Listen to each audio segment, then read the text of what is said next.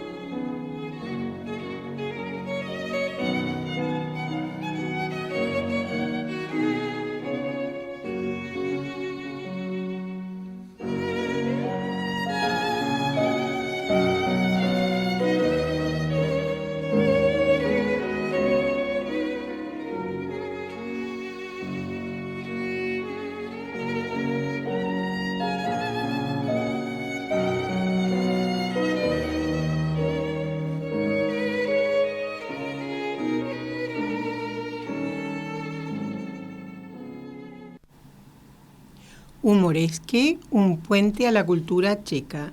Conduce quien les habla, Ana Yancu, todos los jueves de 16 a 17 horas aquí por Radio Cultura. Nuestro objetivo es hacer conocer la República Checa y su cultura en todas las formas posibles, establecer una relación más cercana con los miembros de la comunidad checa y sus descendientes y, por supuesto, con todos los amigos e interesados. Canales de comunicación, por Facebook tenemos el Grupo Primavera de Praga en Buenos Aires 2020. Para comunicarse con el programa, por favor enviar mail a centroculturalcheco@hotmail.com. Repito, centroculturalcheco, todo con minúscula seguido, @hotmail.com. Todas las sugerencias, comentarios son muy bienvenidos, así que por favor no dejen de hacerlo. Seguimos en el 2024, centenario de las relaciones bilaterales entre la República Argentina y la República Checa. Hemos tenido un fin de semana bastante movido, el que acaba de pasar, en cuanto a la Semana de la Cultura Checa en Buenos Aires 2024. El pasado viernes 15 de noviembre a las 19 horas en el Centro Naval tuvimos, la verdad, aquellos que pudimos asistir y con una audiencia muy nutrida, escuchar y disfrutar del Cuarteto Fénix y como invitado a Leopoldo Legarreta en corno. Realmente fue una jornada memorable. Bueno, y continuando con la música, continuando con lo que hablábamos el jueves pasado, yo les presenté a Silvie Bodorova, nacida en České Budějovice el 31 de diciembre de 1954, vive y está muy activa, compositora checo-eslovaca de renombre internacional, multifacética, con un talento inusual. Su padre era húngaro-eslovaco y su madre checa, pero creció en Eslovaquia y esto se ve reflejado en su música. También les comenté que en 1996, junto con otros 3 músicos muy destacados, compositores muy destacados, Lubos Fischer, Zdeněk Lukáš y Otmar Maja, Silvie Bodorova fundó el grupo creativo Quattro, Quattro. Es muy conocido y de mucho renombre a nivel internacional. Su inspiración se nutre tanto en la cultura romaní, que ha estudiado en detalle, me refiero especialmente a la de Silvie Bodorova, como en la música judía, producto de sus estudios en Israel. Asimismo, aborda el folclore de lo que se da en llamar Europa del Este. Escuchamos el jueves pasado de Otmar Maja una obra, Otmar Maja, miembro de este grupo, nacido en Ostrava el 2 de octubre de 1922 y fallecido en Pardubice el 4 de diciembre de 2006. Hoy les quería hablar primero de Zdeněk Lukáš, nacido el 21 de agosto de 1928 en Praga y fallecido también en Praga el 13 de julio de 2007. Es un compositor checo también muy prolífico, tiene registradas más de 330 obras. Se graduó como docente y ejerció de 1953 a 1963. Fue editor musical y director de programación en la Compañía Nacional de Radiodifusión en Pilsen. Dirigió el coro Česká Píseň, también en Pilsen. Tiene varias óperas en su haber, se destacan Domácí Carneval, opus 60, de 1968, que es una ópera de cámara para radio o televisión, con libreto de Zdeněk Bárborka, y una de las que más repercusión a nivel mundial ha tenido es Falkenstein, opus 197, con libreto de Dagmar Ledečová, que fue compuesto y estrenado entre 1984 y 1985. Para acercarnos a la música de Zdeněk Lukács, escucharemos un coro, a Juvenes Bohemia, en la obra Věneček, ¿sí?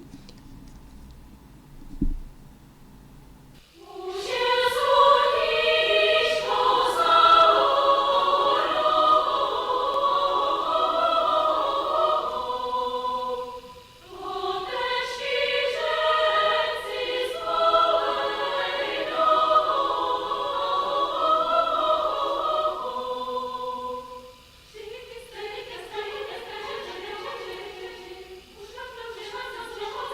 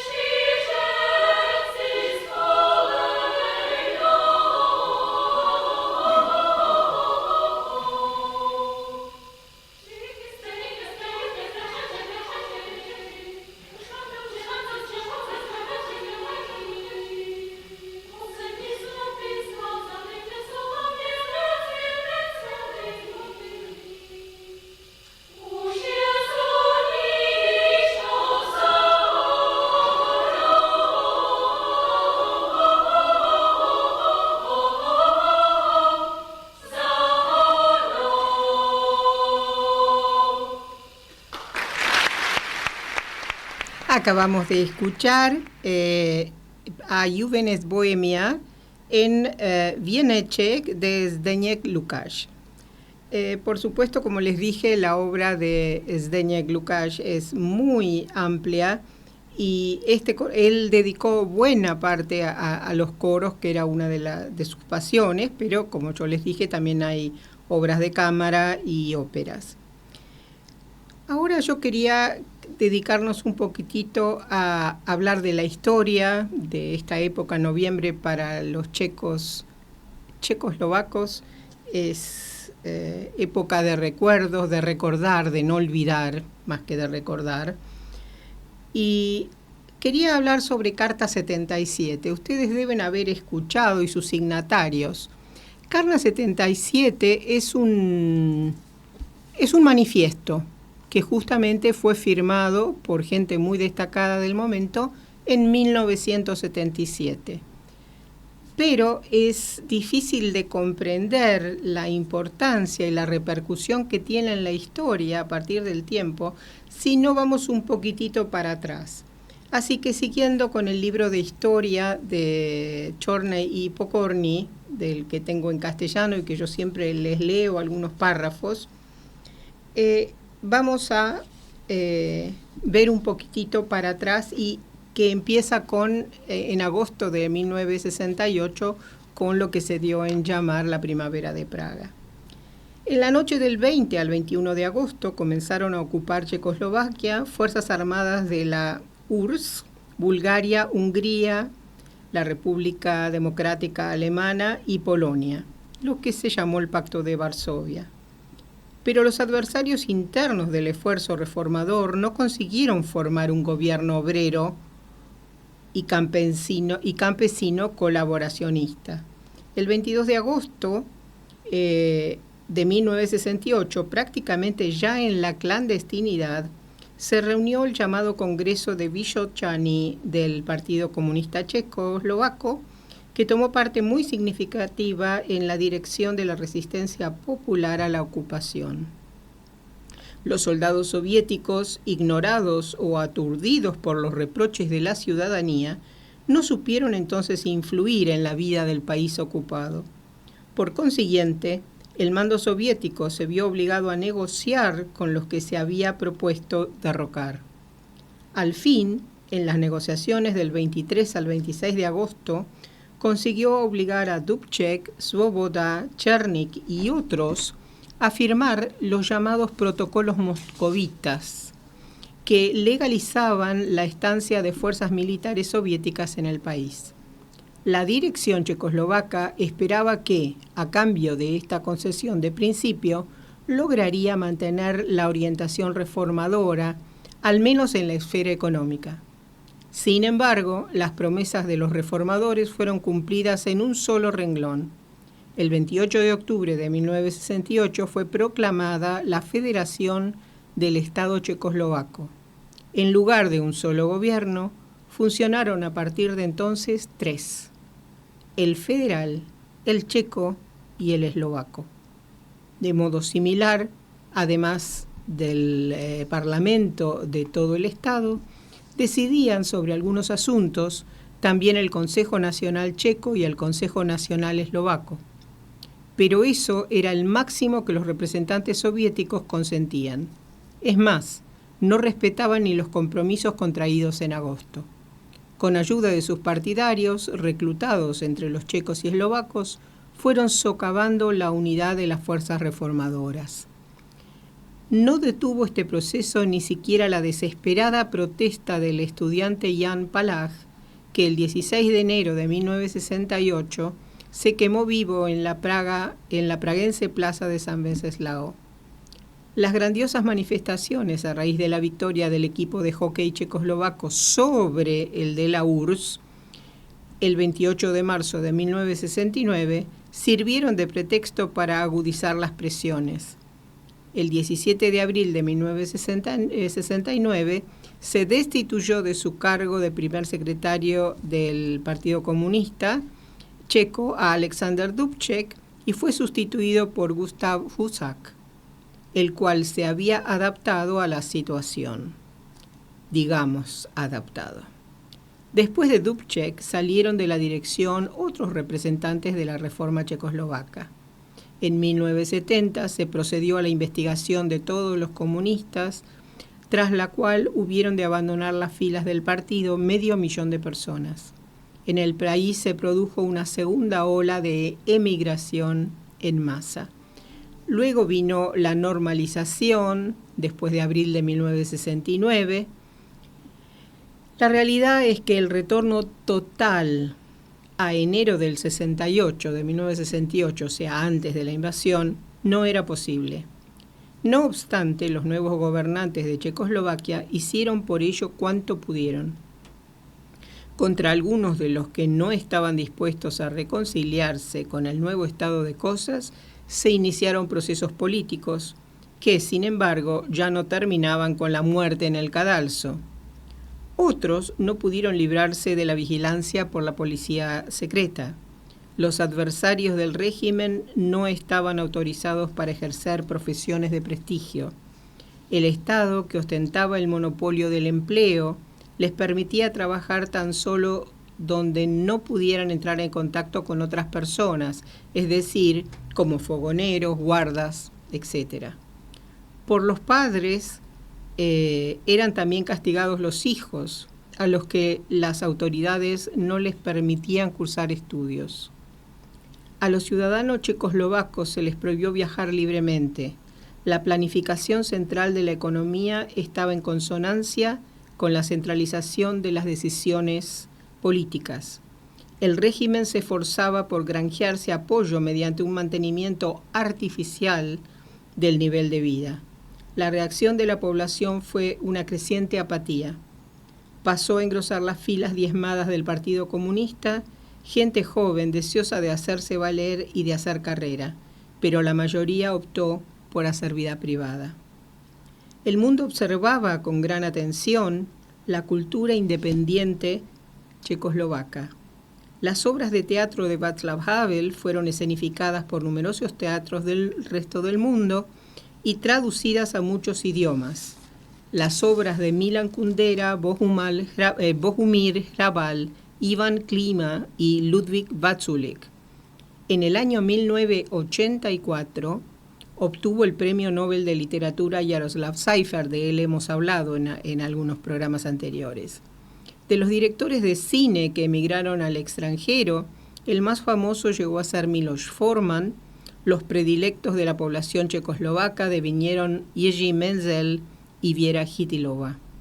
Pero eran meras excepciones. La cultura, al igual que las demás ramas, cayó en manos de los que suplían la capacidad con la fidelidad a la línea política. Y ahora sí, ya entramos a 1977. Los acontecimientos del año 1977 sacaron a la sociedad de la depresión que le embargaba. En circunstancias dramáticas, se publicó el 1 de enero de 1977 en Praga la Declaración Carta 77, un manifiesto, documento que exhortaba a los círculos gobernantes de Checoslovaquia a no violar los derechos humanos y a la observancia de sus compromisos internacionales. El grupo signatario de la carta surgió a finales de 1976. El primer impulso a su formación se lo dieron las acciones de protesta contra la persecución de los miembros y los hinchas del grupo rockero The Plastic People of Universe. Tenían el nombre en inglés, así. Entre los signatarios de la carta figuraban el dramaturgo Václav Havel, el filósofo Jan Patočka, los escritores Ludwig Vaculík y Pavel Kohout, los políticos de la primavera de Praga, Jerzy Hayek, Zdeněk Mlynář y otras 252 personas destacadas de lo que se llamaba la inteligencia del momento. Se agruparon en él representantes de todo el espectro de la oposición. Los cartistas superaban sus divergénicas respecto a problemas concretos mediante el diálogo. Esto quiere decir de que eran opositores, pero no estaban unidos, o sea, pertenecían a distintos estratos o formas de pensamiento, pero sin embargo se aglutinaron y encontraron un punto de encuentro, valga la redundancia, para poder firmar esta declaración. En el espíritu llegaron a concretar la unión en el espíritu de la tolerancia y el respeto de los derechos humanos. Poco a poco se transformó en una iniciativa cívica e informal que, a pesar de ser perseguida, funcionó hasta la caída del régimen comunista. Esto es el aniversario hace pocos días que tuvimos el 35 aniversario de la Revolución de Terciopelo en 1989, o sea, unos cuantos años después. La Carta no logró ejercer mayor influencia en el quehacer nacional hasta la segunda mitad de la década de los 80, cuando se puso claramente de relieve que el socialismo no era capaz de mantener el paso de los países capitalistas desarrollados. Pero las funciones decisivas seguían desempeñándolas las personas que se habían apoderado del poder a comienzos de los años 70. Los retoques cosméticos, por ejemplo, la sustitución de Gustav Husak en el cargo de secretario general del Partido Comunista Checo por Miloš Jakeš en diciembre de 1987, no jugaron ningún papel. El régimen estaba estancado. Había perdido la capacidad para reaccionar con eficacia. La dirección checoslovaca veía con malos ojos la política de reestructuración y glasnost de Gorbachov en ese momento tenía que también veía con malos ojos el glasnost de Gorbachov. Temía que el reformador soviético abrazara el legado del año 68 y el socialismo con rostro humano, negando con ello la legitimidad de su poder. Eso era precisamente lo que esperaba la mayoría de la opinión checoslovaca.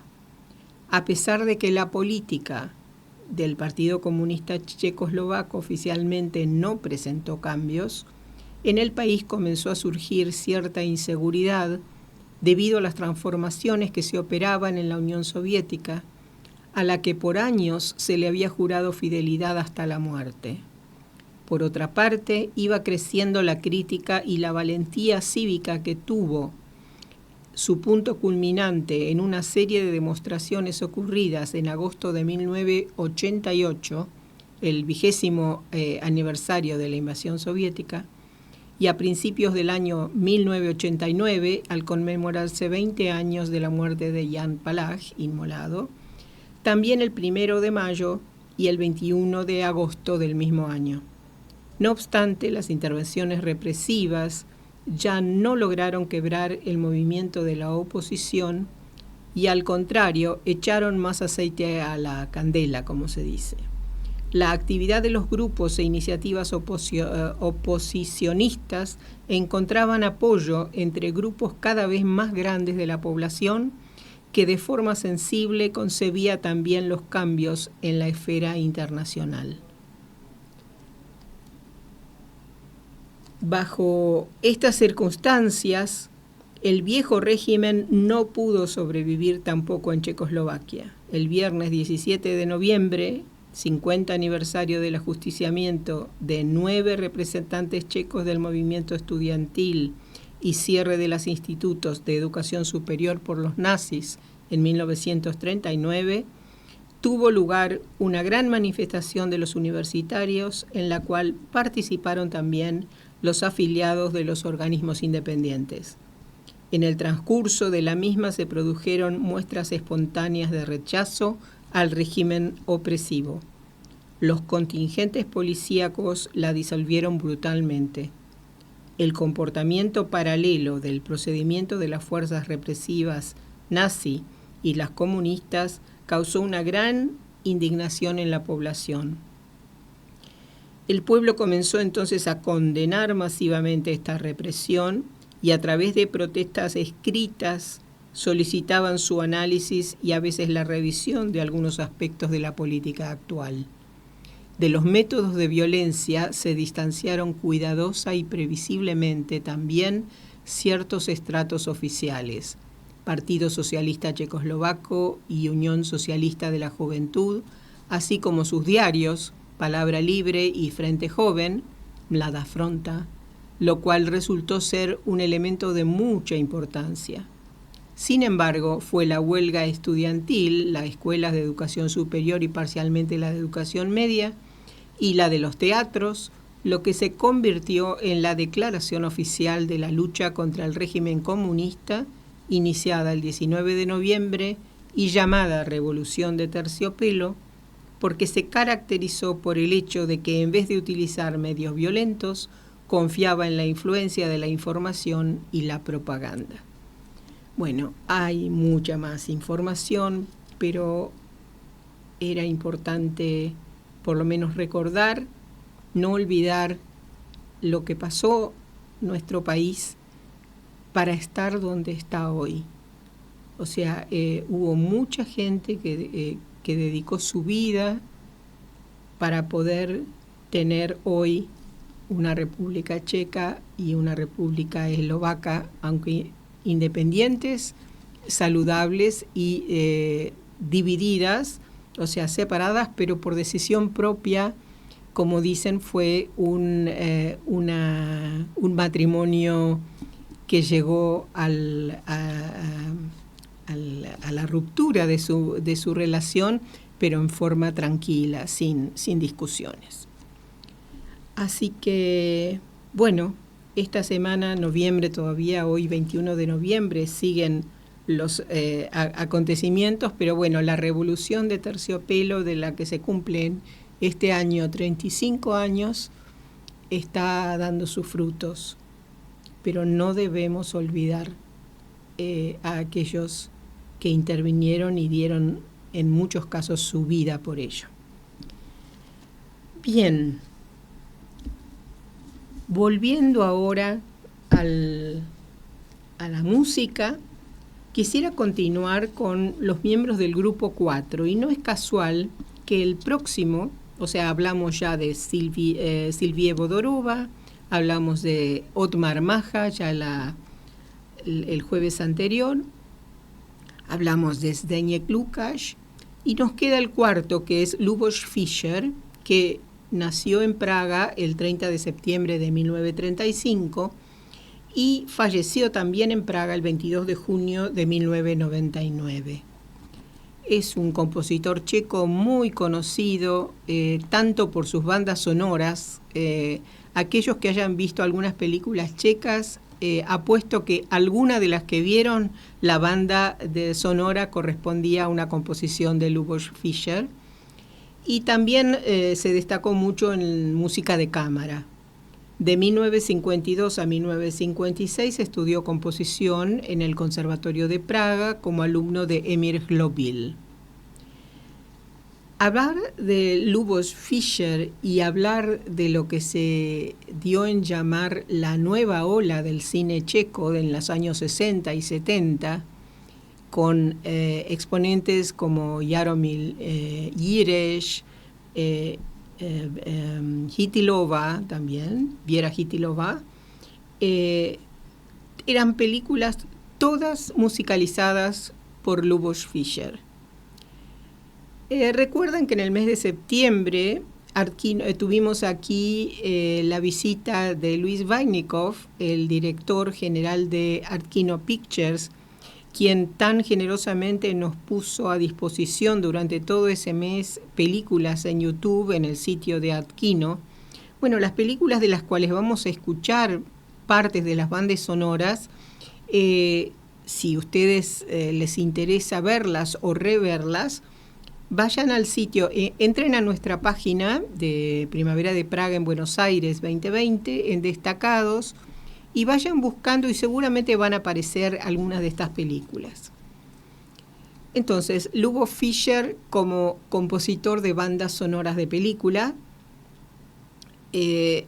hay una película, y justamente aquí las cosas se entremezclan, porque tenemos la película Valeria y su Semana de las Maravillas, Valerie Atirendivu, del director Jaromír Jiřeš. Es una película que se estrenó o se creó en 1970, de terror fantasía. Valeria, o sea, básicamente el contenido es una adolescente checoslovaca que vive con su abuela, se está convirtiendo en toda una mujercita, pero esa transformación prueba ser secundaria ante los efectos que experimenta cuando se pone un par de pendientes. Escucharemos el tema principal de la banda sonora de la película Valeria y su Semana de las Maravillas de Jaromír Jiřeš, compuesta por Lubos Fischer.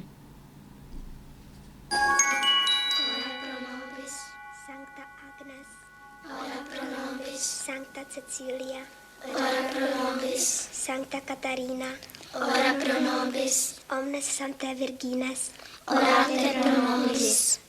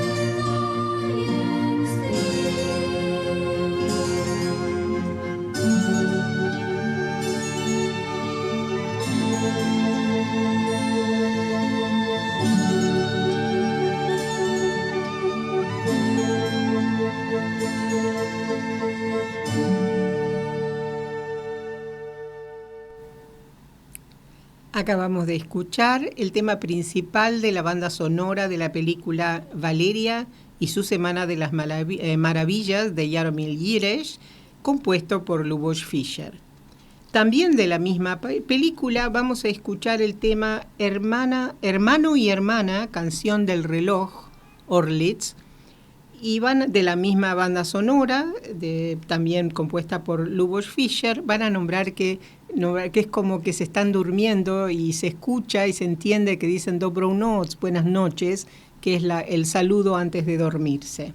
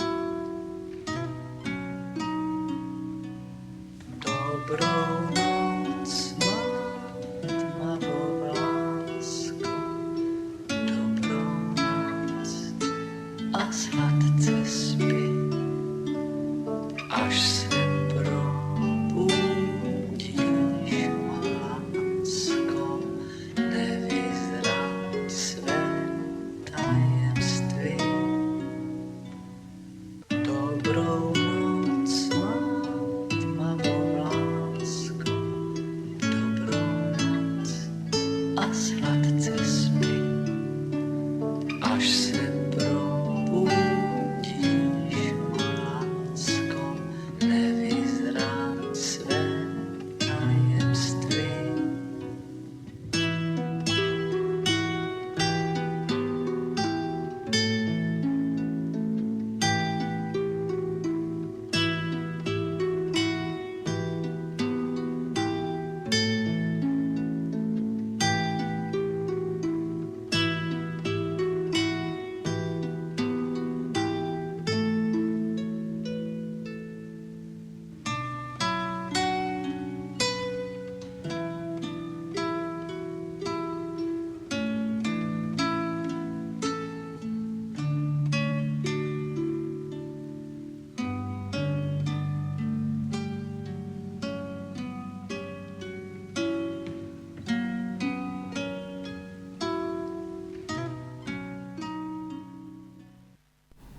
Acabamos de escuchar también de la película Valeria y su Semana de las Maravillas de Jaromír Gires, Hermana y Hermano, Hermano y Hermana, Canción del Reloj. Es una suerte de canción para dormir.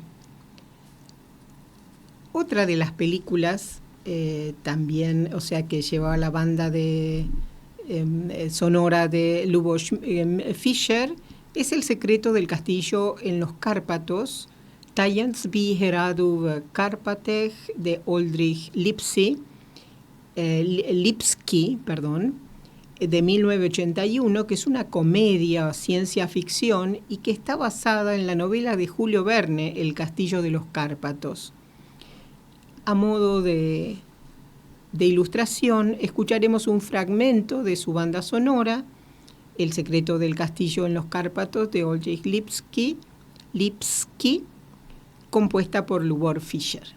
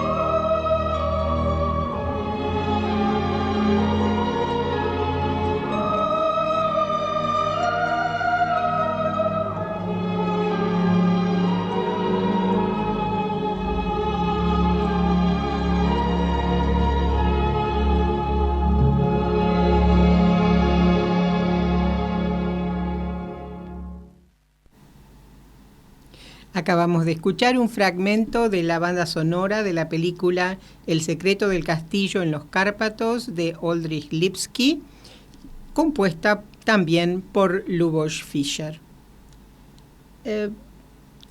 La película siguiente de la que vamos a hablar un poquito es Babička. Pero Babička es un clásico, Babička literalmente es abuelita. Es una novela romántica de la escritora checa del siglo XIX, Božena Němcová, que conforma todo un movimiento literario. Es un clásico. Esta obra es de lectura obligatoria en las escuelas checas. Ahora, en base a esta obra, se han hecho varias versiones fílmicas. La primera de la que se tiene cuenta fue en 1922, la versión de Tea Chervenkova. ¿De qué trata la obra, no es cierto? Porque como les dije, es una novela romántica. Es la película que retrata la vida de una abuela amorosa y la relación con sus nietos en la ruralidad checa, destacando los valores familiares y la sabiduría transmitida a través de generaciones.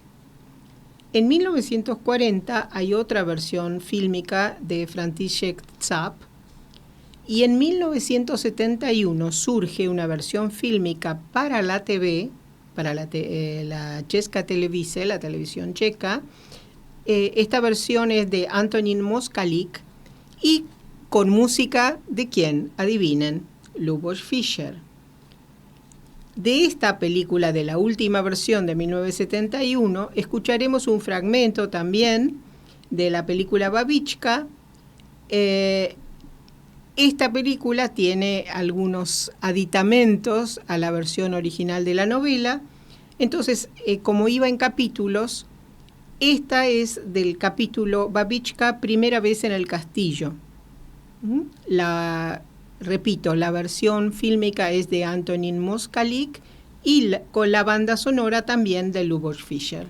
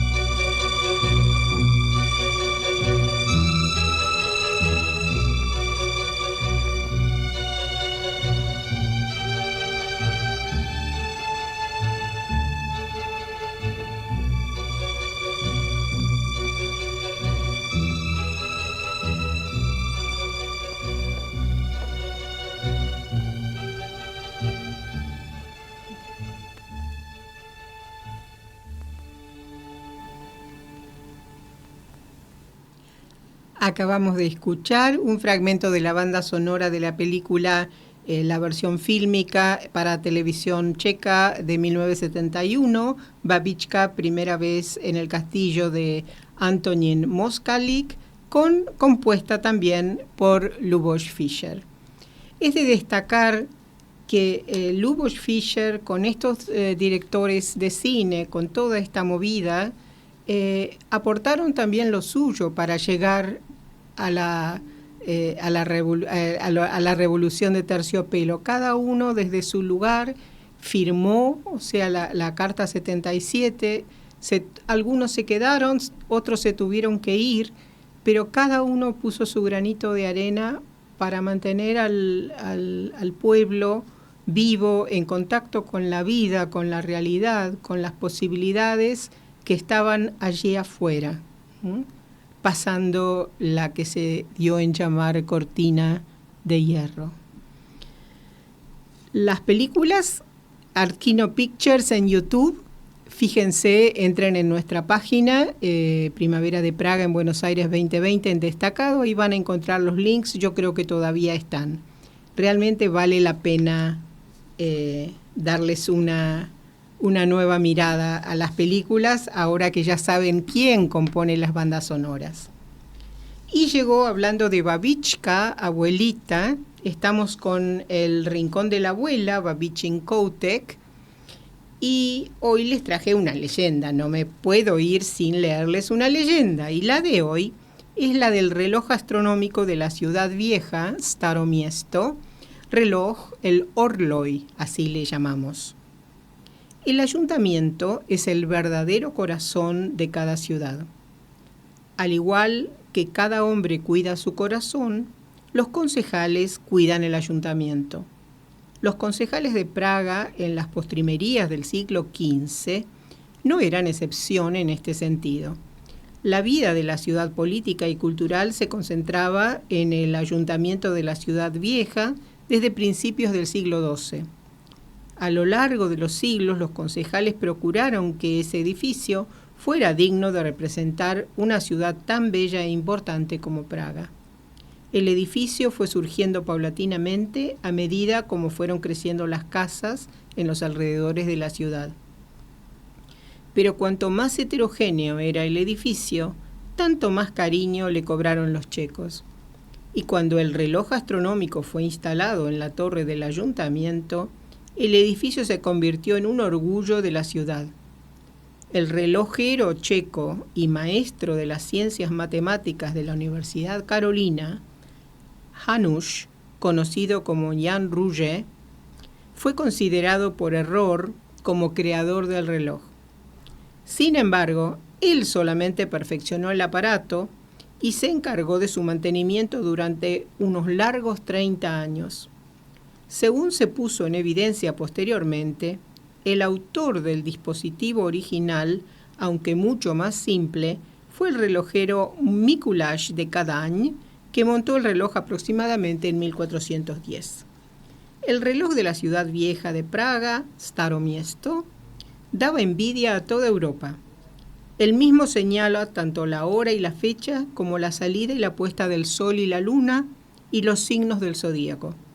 Es aún más, encima de la esfera hay situadas estatuas mecánicas, gracias a las cuales el reloj ofrece un espectáculo maravilloso. Se trata de la muerte, que cada hora toca la campana, el turco meneando la cabeza, el vanidoso mirándose en el espejo y el tacaño sacudiendo la bolsa, así como lo hacen todos los tacaños en el mundo. Un ángel se encuentra encima de la esfera y entre dos ventanillas que se abren cada hora para que los 12 apóstoles puedan hacer reverencia a la plaza de la ciudad vieja.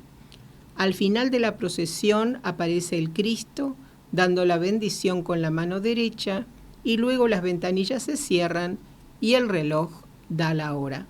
Después de la muerte del maestro Janusz, a eso del año 1497, el reloj dejó de funcionar durante largos años. Una leyenda dice que no sucedió por casualidad. El reloj era un verdadero orgullo del ayuntamiento y de toda la ciudad. A Praga acudían tanto checos y moravos como extranjeros para admirarlo, y era de esperar que antes o más tarde alguien pediría al maestro Janusz que crease un aparato semejante para instalarlo en el ayuntamiento de otra ciudad, lejos de la capital checa. A los concejales le entró miedo de que la ciudad pudiera perder su peculiaridad y se pusieron a pensar cómo impedirlo. Aunque el maestro Janusz juró por su alma que jamás traicionaría la ciudad de Praga y que no vendería a nadie las instrucciones necesarias para la construcción de un aparato semejante, los concejales no se fiaron de sus promesas. Así surgió un plan horroroso. Una noche oscura, irrumpieron en la casa del maestro 2 hombres contratados, con los rostros disfrazados, y cegaron al pobre relojero. Solo así los concejales de Praga pudieron tener la certeza de que el maestro no proyectaría un nuevo reloj astronómico para la competencia, y que el milagro, como solía llamar la gente a la torre de la ciudad vieja, seguiría siendo el único ejemplar en el mundo. El maestro Hanush deliró durante varios días, sus heridas no se cicatrizaban, pero al final logró salvarse de lo peor. No le entraba en la cabeza quién podía haber cegado a un hombre viejo encargado de mantener ni más ni menos el funcionamiento del reloj municipal. Pero como suele suceder en casos semejantes, al final se enteró de la verdad y se puso a tramar la venganza. Un día pidió que lo llevaran a su reloj amado, por última vez tocó el engranaje, movió una palanca, el aparato se paró lentamente y se quedó en silencio. El maestro Hanush falleció poco después y el secreto del reloj astronómico se lo llevó a la tumba. El reloj astronómico no funcionó durante largos años y entre la gente corrieron rumores de que el aparato permanecía callado hasta que el horrendo crimen de los concejales cayera en el olvido. Ahoy, hasta el jueves que viene.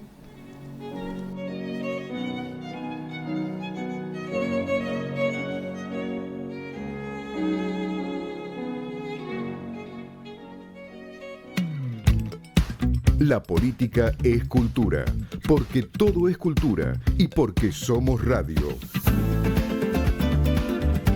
Radio Cultura.